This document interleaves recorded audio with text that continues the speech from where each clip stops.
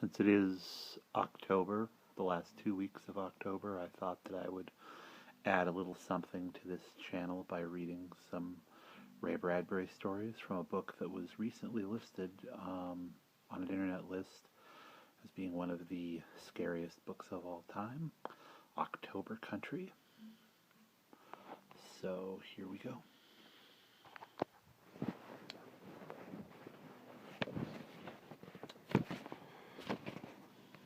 October Country.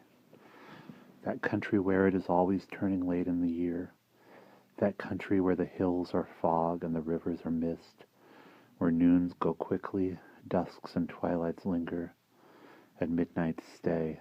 That country is composed in the main of cellars, subcellars, coal bins, closets, attics, and pantries faced away from the sun. That country whose people are autumn people, thinking only autumn thoughts, whose people passing at night on the empty walks sound like rain. The Dwarf. Amy watched the sky quietly. Tonight was one of those motionless hot summer nights, the concrete pier empty, the strung red, white, and yellow bulbs burning like insects in the air. Above the wooden emptiness, the managers of the various carnival pitches stood, like melting wax dummies, eyes staring blindly, not talking, all down the line. 2 customers had passed through an hour before. Those 2 lonely people were now on the roller coaster, screaming murderously as it plummeted down the blazing night, around one emptiness after another. Amy moved slowly across the strand. A few warm wooden hoopla rings sticking to her wet hands. She stopped behind the ticket booth that fronted the mirror maze. She saw herself grossly misrepresented in 3 rippled mirrors outside the maze. 1,000 tired replicas of herself dissolved in the corner beyond hot images among so much clear coolness.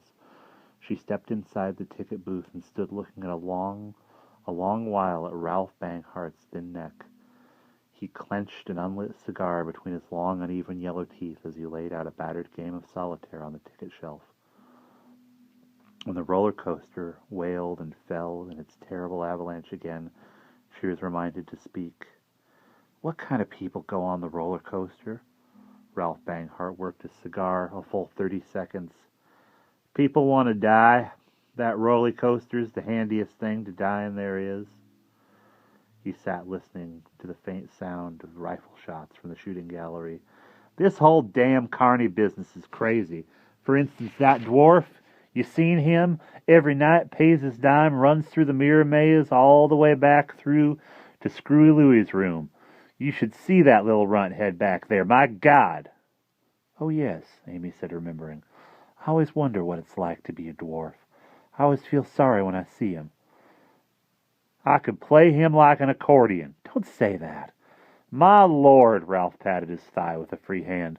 The way you carry on about guys you never even met. He shook his head and chuckled. Him and his secret. Only he don't know I know, see? Boy, howdy. It's a hot night. She twitched the large wooden hoops nervously on her damp fingers. Don't change the subject. He'll be here, rain or shine. Amy shifted her weight. Ralph seized her elbow. Hey, you ain't mad? You want to see that dwarf, don't you? Shh. Ralph turned. Here he comes now. The dwarf's hand, hairy and dark, appeared all by itself, reaching up into the booth window with a silver dime. An invisible person called, 1, in a high child's voice. Involuntarily, Amy bent forward. The dwarf looked up at her, resembling nothing more than a dark-eyed, dark-haired, ugly man who has been locked in a wine press, squeezed and wadded down and down, fold on fold, agony on agony, until a bleached, outraged mess is left. The face bloated shapelessly, a face you know must stare wide-eyed and awake at 2 and 3 and 4 o'clock in the morning, lying flat in bed, only the body asleep. Ralph tore a yellow ticket in half. 1. The dwarf, as if frightened by an approaching storm, pulled his black coat lapels tightly about his throat and waddled swiftly. A moment later, 10,000 lost wandering dwarves wriggled between the mirror flats like frantic dark beetles and vanished. Quick! Ralph squeezed Amy along a dark passage behind the mirrors. She felt him pat her all the way back through the tunnel to a thin partition with a peek hole. "This is rich," he chuckled. "Go on, look." Amy hesitated, then put her face to the partition. "You see him?" Ralph whispered. Amy felt her heart beating. A full minute passed. There stood the dwarf in the middle of the small blue room. His eyes were shut. He wasn't ready to open them now. Now he opened his eyelids and looked at a large mirror set before him, and what he saw in the mirror made him smile. He winked, he pirouetted, he stood sidewise, he waved, he bowed, he did a little clumsy dance, and the mirror repeated each motion with long, thin arms and a tall, tall body, with a huge wink and an enormous repetition of the dance ending in a gigantic bow. "Every night it's the same thing," whispered Ralph in Amy's ear. "Ain't that rich?" Amy turned her head and looked at Ralph steadily out of her motionless face for a long time, and she said nothing.